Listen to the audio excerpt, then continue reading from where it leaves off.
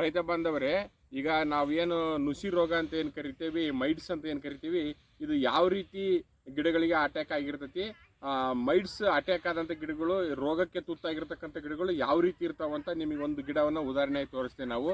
ನೀವು ಭಾಳ ಜನ ರೈತರು ಏನಾಗುತ್ತೆ ಅಂದರೆ, ಗಿಡ ಮೈಡ್ಸ್ ಬಂದು ಕಂಡುಹಿಡಿಯೋಕ್ಕಾಗಲ್ಲ, ಇದು ಯಾವ ರೋಗ ಇರ್ಬೋದು ಅಂತ ನಿಮಗೆ ಕನ್ಫ್ಯೂಸ್ ಮಾಡ್ಕೊಂಡಿರ್ತೀರಾ. ಬನ್ನಿ, ಇಲ್ಲೇ ಒಂದು ಗಿಡ ತೋರಿಸ್ತಾ ಇದ್ದೀನಿ.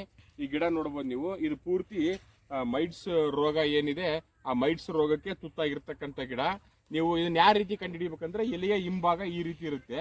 ಎಲೆಯ ಹಿಂಭಾಗ ಪೂರ್ತಿ ಇದು ಏನಾಗುತ್ತೆ ಅಂದರೆ, ಕೈಯಲ್ಲಿ ಈ ಥರ ನೋಡಿ, ಕೈಯಲ್ಲಿ ಹಾಕಿ ಈ ಥರ ಎಳೆದಾಗ ನಿಮಗೆ ಹತ್ತಿ ಟೈಪ್ ಬರುತ್ತೆ. ಕೈಯಲ್ಲಿ ನೀವು ನೋಡ್ಬೋದು, ಈ ಥರ ಹತ್ತಿ ಟೈಪ್ ಬರುತ್ತೆ, ಫುಲ್ ಹತ್ತಿ ಟೈಪ್ ಬರುತ್ತೆ.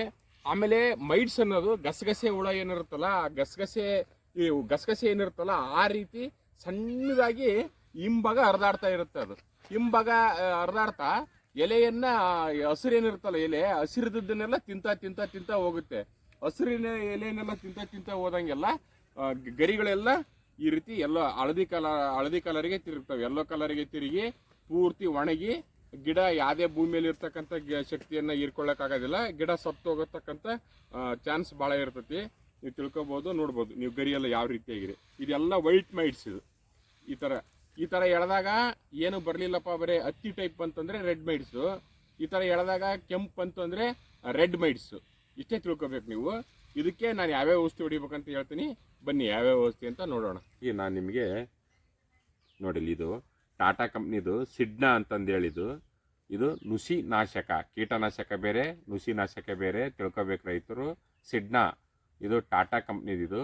ಇದನ್ನು ನೀವು ನುಸಿ ನಾಶಕ, ಇದು ನೀವು ಒಂದು ಕ್ಯಾನಿಗೆ 35ರಿಂದ 40 ml ಹಾಕಬೇಕು. ಇದು ಯಾವುದೇ ಥರದ ಕೆಂಪು ನುಸಿ ಆಗಲಿ, ಬಿಳಿ ನುಸಿ ಆಗಲಿ, ಮೊಟ್ಟೆಗಳಾಗಲಿ ಎಲ್ಲ ನಿಮಗೆ ನಾಶ ಆಗ್ತೈತಿ. ಇದರಿಂದ ನೀವು ಈ ಸಿಡ್ನಾ ಅಂತಕ್ಕಂಥ ಟಾಟಾ ಕಂಪ್ನಿದು ನೀವು ಇದನ್ನು ಮೈಡ್ಸಿಗೋಸ್ಕರ ಬಳಸ್ಬೋದು. ಒಂದು ಕ್ಯಾನಿಗೆ 35ರಿಂದ 40 ml ಹಾಕ್ಬೋದು.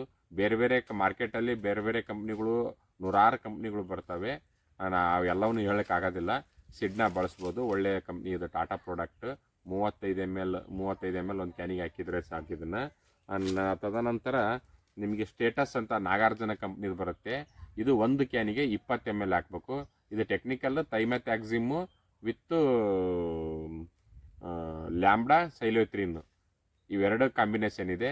ಇದು ಏನಪ್ಪ ಅಂದರೆ ಕೀಟನಾಶಕ, ಇದು ಇನ್ಸೆಕ್ಟಿಸೈಡ್, ಕೀಟನಾಶಕ ಇದು. ಇದನ್ನು ಒಂದು ಕ್ಯಾನಿಗೆ 20 ml ಹಾಕಿದರೆ ಸಾಕು. ನೀವು ಒಂದು ಕ್ಯಾನಿಗೆ 20 ml ಹೆಂಗೆ ಹಾಕಿ, ಯಾವುದೇ ಹುಳುಗಳಾಗಲಿ, ಮೊಟ್ಟೆಗಳಾಗಲಿ, ಪಾತ್ರೆಗಳಾಗಲಿ ಯಾವುದೇ ಇದ್ರೂ ಇದು ನಾಶ ಮಾಡುತ್ತೆ. ಇದು ನೋಡಿ, ಇದು ಸ್ಟೇಟಸ್ ನಾಗಾರ್ಜುನ ಕಂಪ್ನಿದು. ಇದನ್ನು ಬಿಟ್ಟರೆ ಬೇರೆ ಕಂಪ್ನಿಗಳು ಭಾಳ ಬರುತ್ತೆ. ನಾನು ತಂದಿರೋದನ್ನು ಹೇಳ್ತಾ ಇದ್ದೀನಿ ನಿಮಗೆ. ಇದು ನೋಡಿಬೋದು. ನೆಕ್ಸ್ಟ್ ಇದಾದಮೇಲೆ ನಿಮಗೆ ಈಗ ನುಸಿನಾಶಕದಿಂದ ಗಿಡಗಳು ಬಳೆಯಲ್ಲಿ ನುಸಿ ಜಾಸ್ತಿ ಆಗೋದ್ರಿಂದ ಏನಾಗುತ್ತೆ, ಗಿಡಗಳೆಲ್ಲ ಏನಾಗಿದೆ, ಭಾಳ ಬಳೆಯಲ್ಲಿ ಬೆಂಡಾಗಿರ್ತವೆ.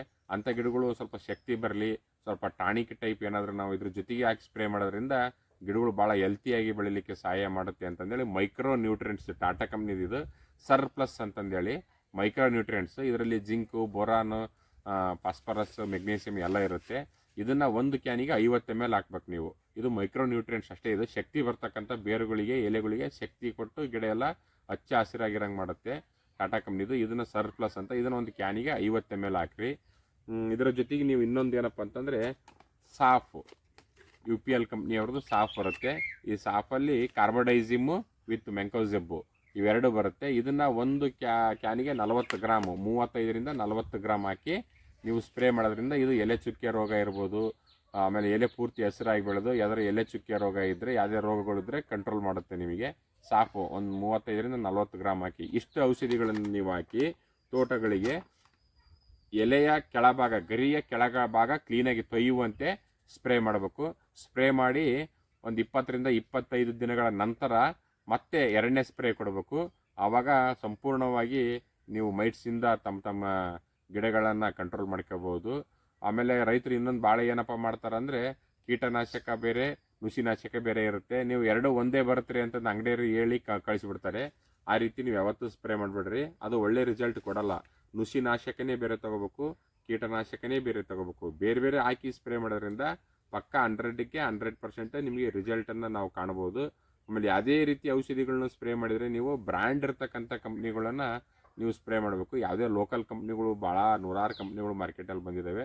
ಲೋಕಲ್ ಕಂಪ್ನಿಗಳನ್ನು ನೀವು ಯಾವನ್ನೇ ತರಬೇಡಿ, ಬ್ರ್ಯಾಂಡೆಡ್ ಇರ್ತಕ್ಕಂಥ ಕಂಪ್ನಿಗಳನ್ನು ನೀವು ತಗೊಂಡು ಬಂದು ಸ್ಪ್ರೇ ಮಾಡಿರಿ. ಭಾಳ ಚೆನ್ನಾಗಿ ಬರುತ್ತೆ. ನಿಮಗೆ ಜೂನ್ ತಿಂಗಳವರೆಗೂ ಇದು ಮೈಟ್ಸ್ ಕಾಡುತ್ತೆ ನಿಮಗೆ. ನೀವು ಏನಪ್ಪ ಅಂದರೆ ಇನ್ನೂ ಒಳ್ಳೆ ಕೆಲಸ ಅಂದರೆ ತಿಂಗಳಿಗೆ ಒಂದು ಸಲ, ನಾನು ಈಗೇನು ಔಷಧಿ ತರಿಸಿದ್ನಲ್ಲ, ತಿಂಗಳಿಗೆ ಒಂದು ಸಲದಂತೆ ನೀವು ಸ್ಪ್ರೇ ಮಾಡ್ತಾ ಇದ್ದರೆ 1 ವರ್ಷ 2 ವರ್ಷದ ಗಿಡಕ್ಕೆ ಜೂನ್ ತಿಂಗಳಿಗೆ ಮಳೆಗಾಲ ಬಿದ್ದಾಗ ವಾತಾವರಣ ತನ್ನಟಿ ತಾನೇ ಸರಿಯಾಗುತ್ತೆ. ಅಲ್ಲಿಗೆ ನಮಗೆ ಯಾವುದೇ ರೋಗಗಳು ಬಾಧಿಸೋದಿಲ್ಲ ಅಡಿಕೆ ಗಿಡಗಳಿಗೆ. ಹಾಗಾಗಿ ತಮ್ಮ ಗಿಡಗಳಿಗೆ ಮುಂಜಾಗ್ರತಾ ಕ್ರಮವಾಗಿ ನಾನು ತೋರಿಸ್ತಿರ್ತಕ್ಕಂಥ ಔಷಧಿಯನ್ನು ಸ್ಪ್ರೇ ಮಾಡ್ಬೇಕಂತಂದೇಳಿ ತಮ್ಮಲ್ಲಿ ಕೇಳ್ಕೊತಾ ಇದ್ದೀನಿ. ಇನ್ನು ಮುಂದಿನ ವಿಡಿಯೋ ನಾನು ಮಾಡೋದಕ್ಕೆ ನಿಮ್ಮೆಲ್ಲರ ಪ್ರೋತ್ಸಾಹ ಇರಲಿ. ಎಲ್ಲರಿಗೂ ನಮಸ್ಕಾರ.